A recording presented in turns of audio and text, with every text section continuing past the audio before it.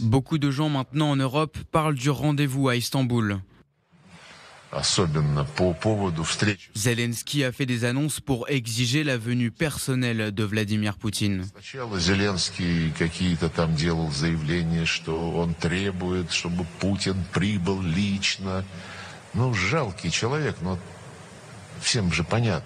Zelensky est une personne pitoyable. C'est évident pour tout le monde ici. Il fait le guignol. Bon, on est habitué à ces insultes à l'encontre de Volodymyr Zelensky, mais le fait qu'elles leur reviennent là, alors qu'on attend ces pourparlers dont on ne sait même pas à quelle heure ils pourraient avoir lieu, bon, ça donne le ton de la difficulté à mettre en place ces deux délégations autour de la table, Magali. Puis ça montre le mépris dans lequel les Russes tiennent Zelensky, hein, toujours et encore. En fait, rien n'a changé dans l'esprit des hommes du Kremlin. Eh bien, Zelensky, c'est toujours en effet le clown, l'humoriste qui est arrivé au pouvoir complètement illégitime aux yeux de Moscou. Et c'est pour ça qu'il y a cette phrase de Lavrov. Mais pour qui se prend-il de convoquer ainsi Vladimir Poutine? Donc on voit bien que ces négociations partent, mais de la manière la pire possible, en fait, parce que là, on a des noms d'oiseaux qui s'échangent avec une violence totale.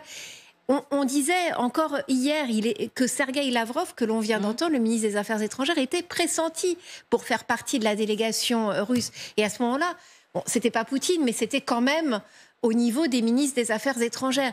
Et c'est vrai que quand on regarde la délégation aujourd'hui, on va peut-être la voir d'ailleurs. On se dit qu'en effet, c'est vraiment du second rang. Et puis au-delà de ça, sont des profils qui sont dans l'entourage de Vladimir Poutine du rang des idéologues. Medinsky, que l'on voit là, c'est un ancien ministre de la Culture. Il réécrit l'histoire. Oui. C'est un révisionniste qui fait réécrire les livres d'histoire des jeunes enfants, qui a participé à la réhabilitation de Staline et qui est un partisan de la Novorossia, c'est-à-dire de cette Ukraine du littoral et de toute l'est de l'Ukraine qui, aux yeux de cet homme, fait intégralement partie de la Russie. Donc on comprend bien aujourd'hui cette colère de Zelensky qui dit mais cette délégation elle est factice, parce qu'on voit bien qu'en fait c'est une gifle. La composition de cette délégation est une gifle qui est envoyée quand même au visage des Occidentaux et particulièrement au visage des Ukrainiens. Et c'est vrai que l'on voit sur ces délégations que les Américains et les Ukrainiens, eux, ont pris cette journée très au sérieux comparativement aux Russes, Marc Semo. Oui, absolument. Et là-dessus, Zelensky a marqué un point énorme. Il a pris Poutine à son propre piège. C'était Poutine qui avait proposé des discussions directes à Istanbul. Il avait répondu, disons chiche, mais on le fait au niveau des présidents. Alors, ce qui est en train de se passer maintenant est quand même extrêmement révélateur et très dangereux pour les Russes, parce qu'on voit, si l'on regarde, si on élargit la focale, et on regarde en 3 mois. Il y a 3 mois, Donald Trump parlait le russe, reprenait globalement le point de vue via son émissaire, qui est un incompétent total, agent immobilier mais pas diplomate, Steve Witkoff, reprenait l'essentiel du narratif russe et même les exigences russes.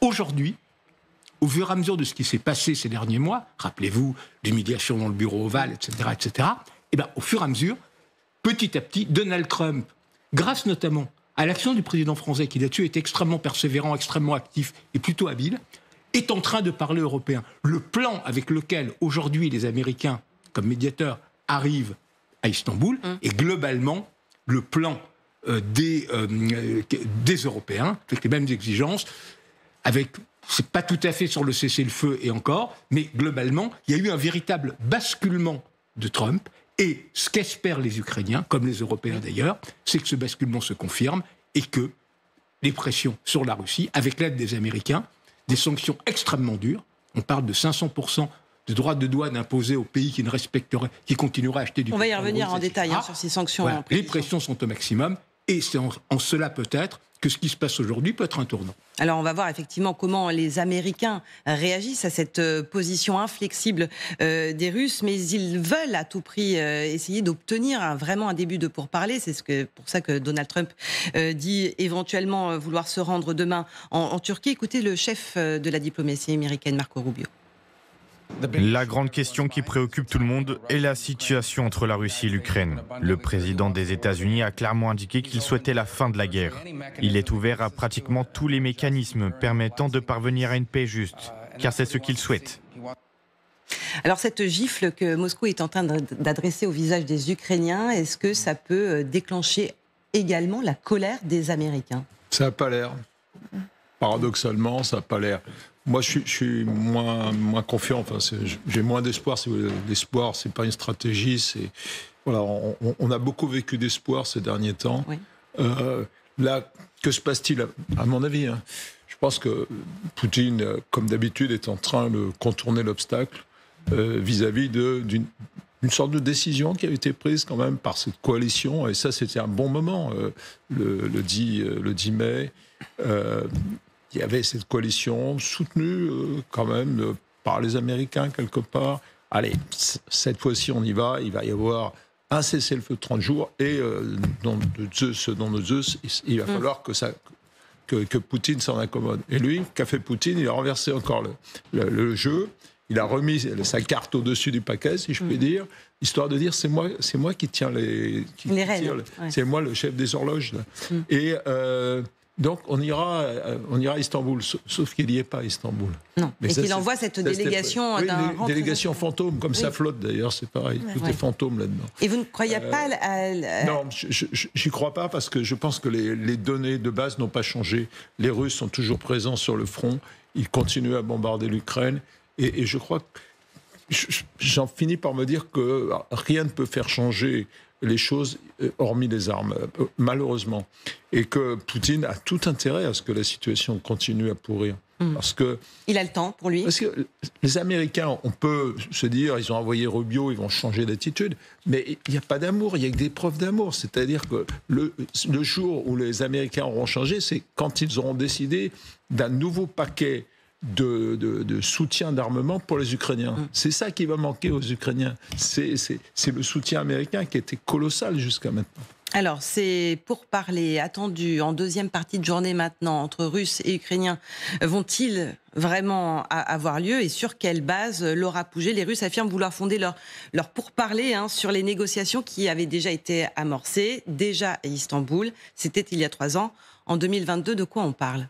Ces premiers pourparlers de la guerre s'étaient tenus entre février et avril 2022. Ils avaient accouché d'un premier projet de traité en mars, puis d'un second daté du 15 avril. Son contenu a été révélé l'an dernier par la presse américaine, dont le New York Times, qui a eu accès aux documents.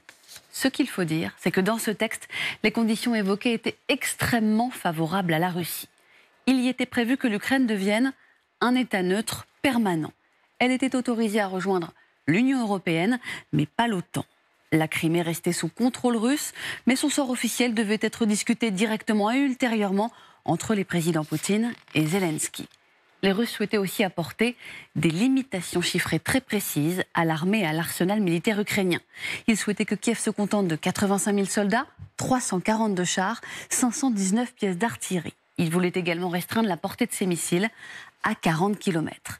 À noter que ce point n'était cependant pas tranché par le projet, puisque les Ukrainiens étaient prêts à accepter des plafonds, mais ils demandaient qu'ils soient beaucoup plus élevés. Et c'est ça qui a bloqué, Laura ? Non.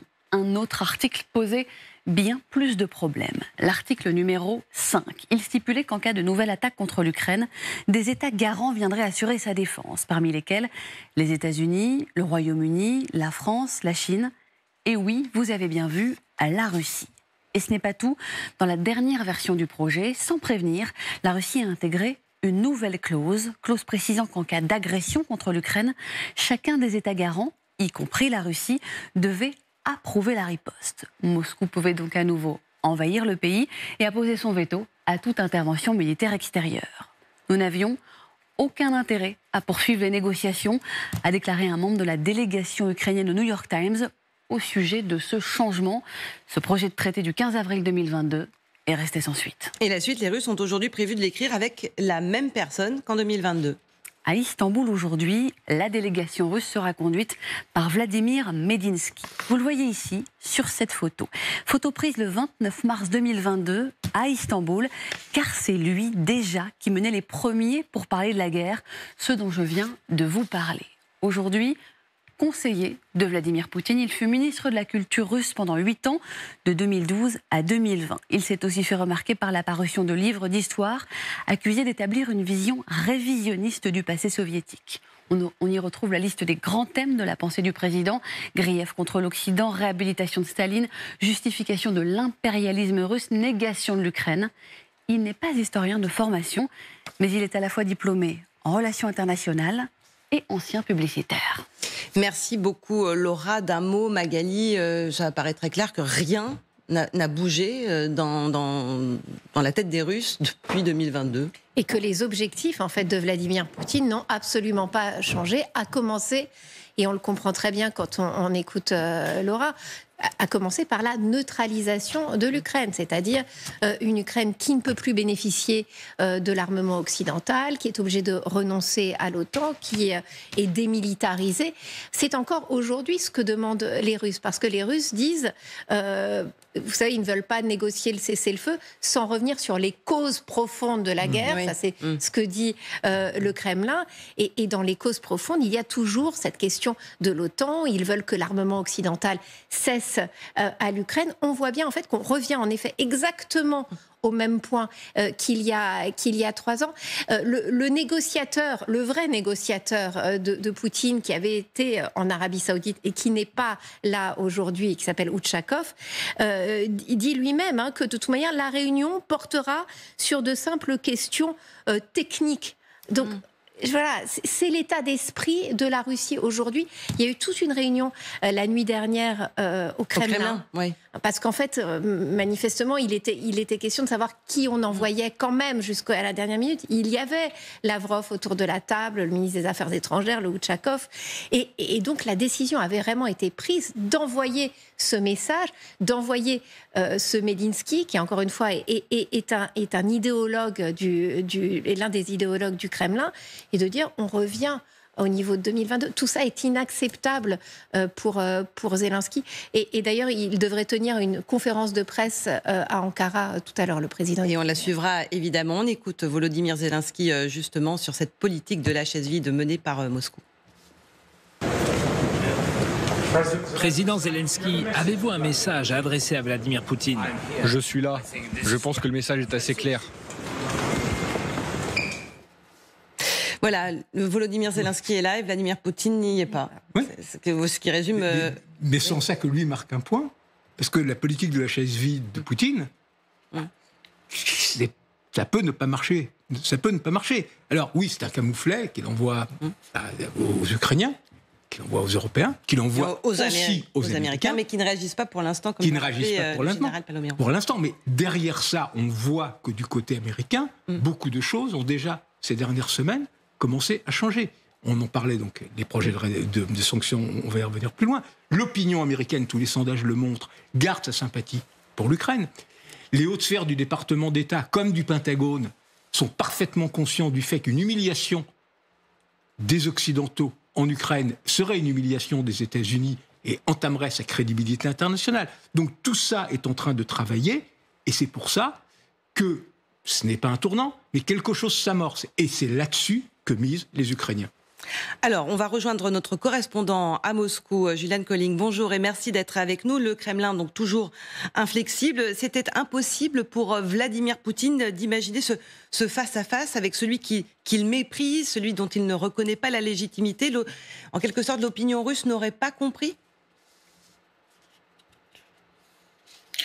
Alors c'est vrai que ce serait aller contre un peu le discours russe depuis des mois et des mois qui présente Volodymyr Zelensky comme un président effectivement illégitime à minima et même avec des critiques parfois sur sa vie personnelle qui émanent notamment du ministère des Affaires étrangères russe. Zelensky est vraiment décrié effectivement en Russie par le discours officiel depuis très très longtemps, mais je suis pas sûr que l'opinion publique russe en réalité beaucoup a joué là-dedans.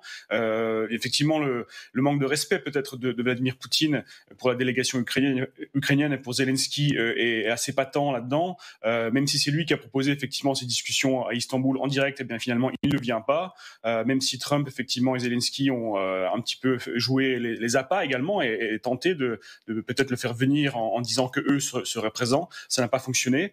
Et en fait, ce qu'il faut voir là-dedans sans doute, c'est que Poutine joue non pas pour son auditoire public, on va dire domestique, mais plutôt pour Trump en fait.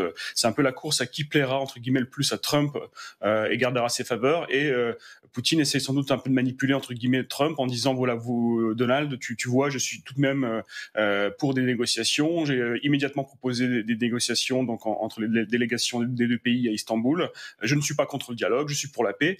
Mais encore une fois, voilà, son mépris assez fort pour Zelensky et pour l'Ukraine se traduit sans mal. Et on voit mal comment il pourrait par la suite négocier réellement avec l'Ukraine dans un avenir proche. Ça paraît assez difficile.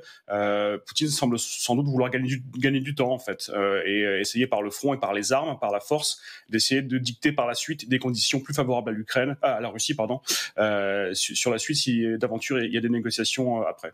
Merci beaucoup, Juliane Colling. On reprend la direction d'Istanbul. Il y a une semaine, on en attendait beaucoup de cette journée. Et plus les jours passent, et bien plus cette politique menée par Vladimir Poutine plombe, on va dire, l'optimisme de certains. Margot Haddad, Grégory Phillips. On attend ces pourparlers, ces deux délégations dans l'après-midi, mais on ne sait pas vraiment comment.